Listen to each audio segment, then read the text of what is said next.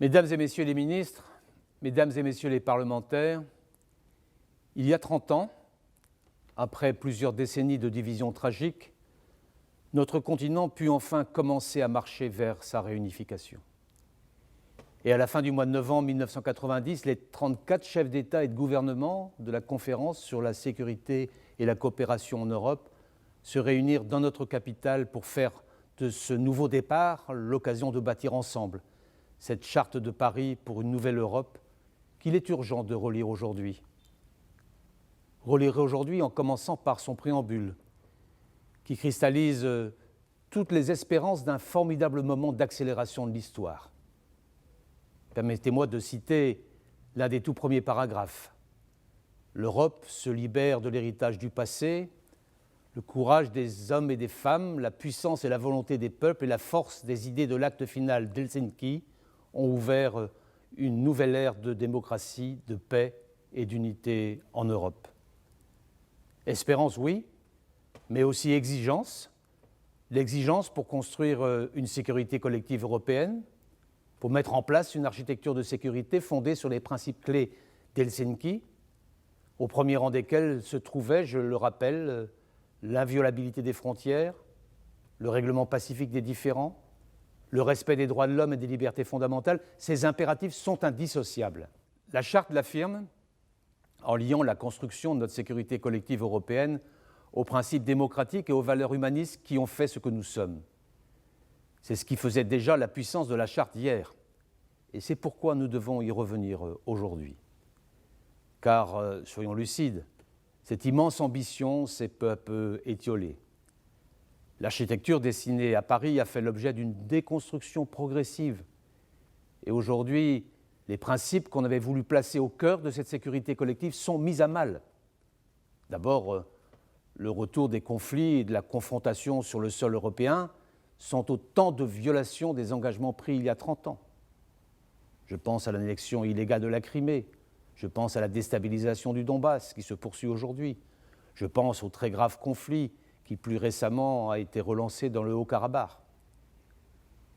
Autre évolution préoccupante et fondamentalement incompatible avec l'esprit et le sens de la Charte de Paris, les remises en cause de l'état de droit auquel nous assistons aujourd'hui.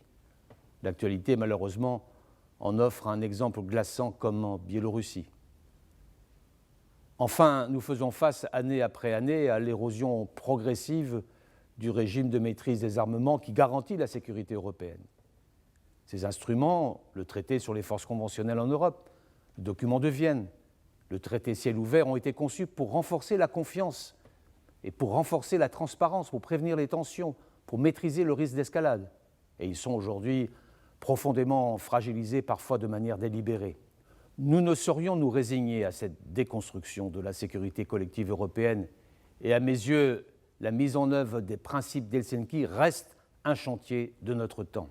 Ce chantier, nous devons le mener sur la base de 3 piliers. Une nouvelle relation transatlantique, bien sûr. Dans les semaines qui viennent, nous aurons l'occasion d'engager un dialogue avec la prochaine administration américaine.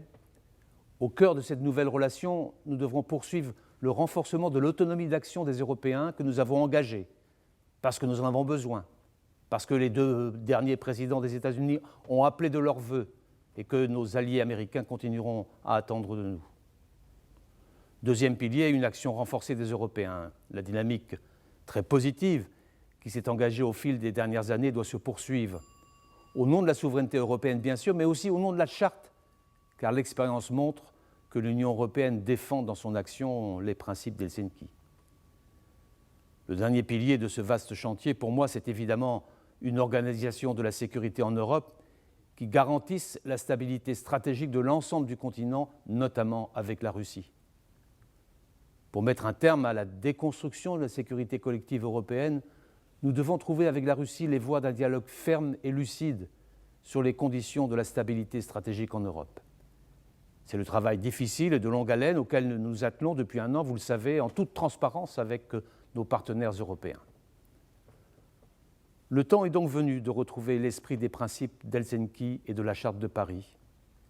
Ce chemin est possible. Les initiatives européennes qui viennent d'être prises dans la perspective d'un dialogue transatlantique renouvelé sont des signes encourageants. Parce que la charte est notre héritage partagé, elle doit rester notre boussole commune. Et si la charte est notre boussole commune, l'Organisation pour la sécurité et la coopération en Europe est notre maison commune qui accueille tout cet ensemble dont nous venons de parler ce matin.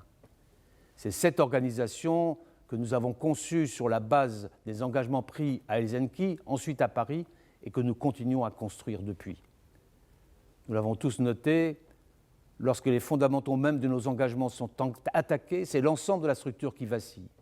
Le dialogue se dégrade, la coopération se fait plus ardue, la recherche du consensus ne semble plus être notre horizon commun.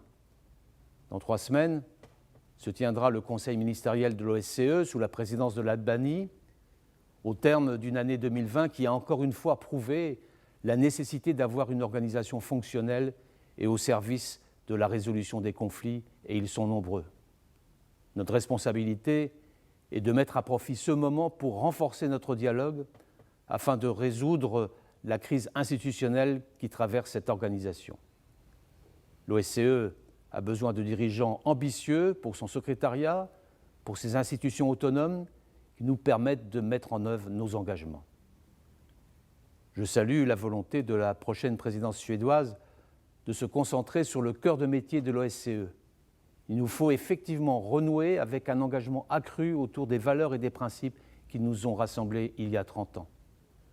Cela ne passera que par un dialogue politique franc, direct, constructif, auquel nous devons, nous tous, nous astreindre. Le contexte est aujourd'hui trop dégradé pour que nous puissions nous permettre de manquer cette occasion. Je vous remercie.